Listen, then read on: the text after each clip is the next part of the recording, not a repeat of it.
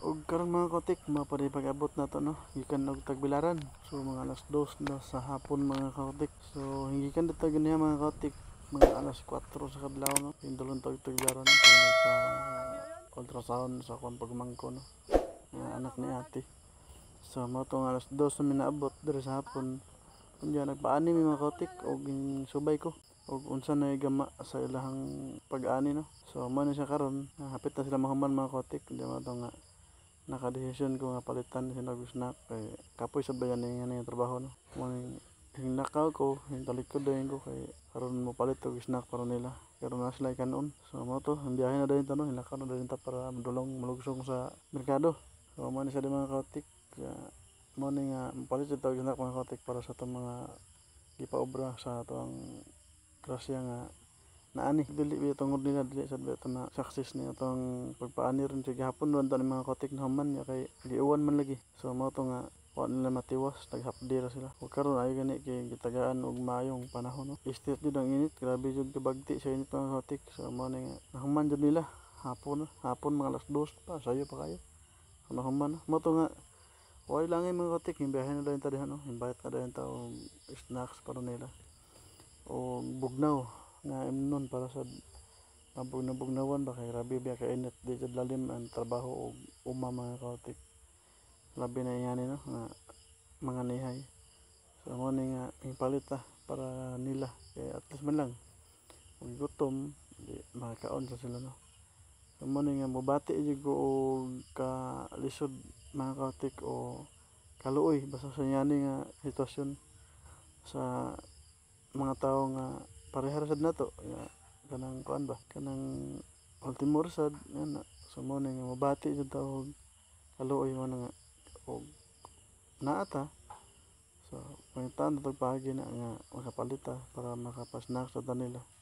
So para ni karon so diha pa mo koy kwarta gamay nga nabilin mga kotik mo to nga ako ang gipalit nila, gipalit og snacks para nila.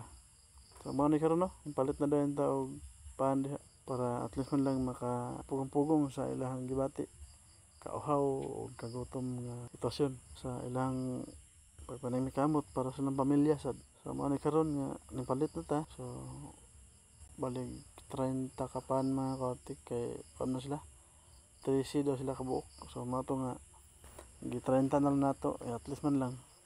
Tapos juice duha ka pakiti o duha ka patos nga juice. So, mo ni siya. Ug wala ngay mga kotik, himbalik na dayon ta diha no sa atoa sa payag aron ato ng sugdan ang ato ang ipamalit para ato nang i-celebrate nila. Panghatag nila diya kutawo na sad nila para sa atong mga pinanangga nga mag-uma.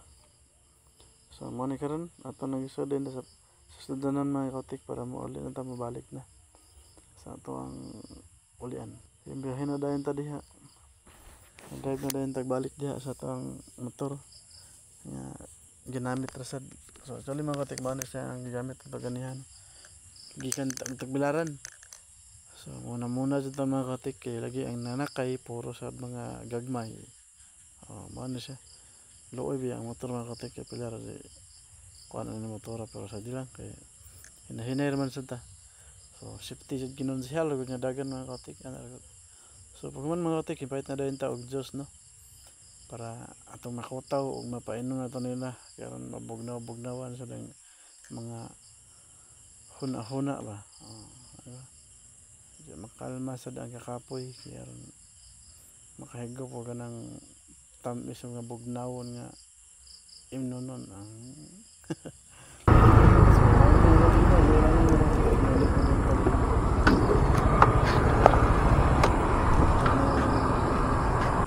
painom nila o pakaon ang atong gipamalit na naman.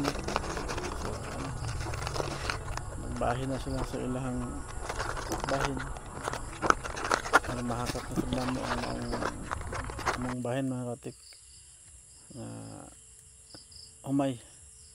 So pag mga kotik uli na dayon ta diha no, biyahe na dayon ta kay aron masulbad niya to ang Una-unaon kay daghan patag buhaton mga kaotik. Ya di pa dyan dali na itong mabuwad. Kaya lagi apiki sa oras. Kanya, ay ni ugma mga kaotik ug mo init sa nigahapon. Ingani yapon ka initon pagkaugma ni. Kay ug muuwan gani o mulugdong batay. Di jud ta makabuwad ani mga kaotik. Basa-basa na ra baning humay mga kaotik kay giuwan lagi gihapon. Wala na itong matiwas nila.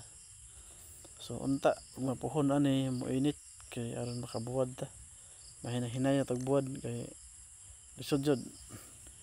Labi na sa sitwasyon nga ingani.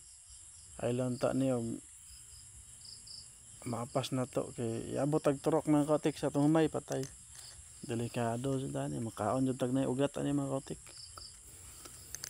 So mga kaotik na nakuta na dato nato diha ang atong juice ug ato na dayon ang gihatag nila aron may snacks na kay bugnawan ang utok nga tungod sa kainit ba.